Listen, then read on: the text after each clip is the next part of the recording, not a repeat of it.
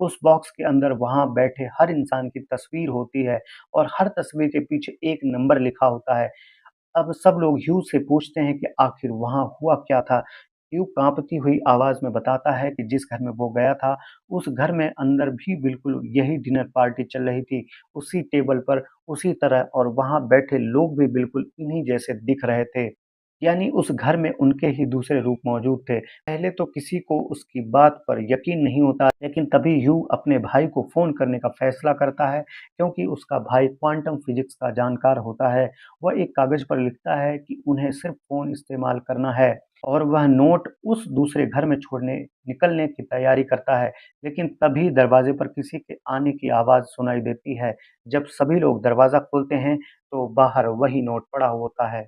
सिर्फ़ नोट ही नहीं, उसकी हैंडराइटिंग भी बिल्कुल वही होती है, जो ह्यू ने कुछ सेकंड पहले अपने हाथ से लिखी थी।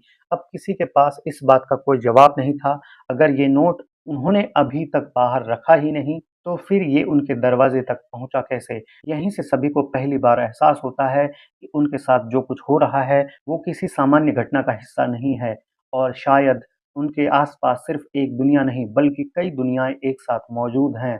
अब तक सबको इतना समझ आ चुका था कि उस कॉमेट के गुज़रने के बाद कुछ ऐसा हुआ होगा, जिसने हकीकत के नियम ही बदल दिए हैं। थोड़ी देर बाद ह्यू अपने भाई से फ़ोन पर संपर्क करने में कामयाब हो जाता है। उसका भाई क्वांटम फिज़िक्स का प्रोफ़ेसर होता है और वह एक चौंकाने वाली बात कहता है। उसके मुताबिक कॉमेट की वजह से इस इलाके में कई पैरेलल यूनिवर्स एक दूसरे के ऊपर आ गए हैं, यानी इस समय एक जैसी दुनियाएँ साथ-साथ मौजूद हैं और उनके बीच आने-जाने का रास्ता खुल चुका है।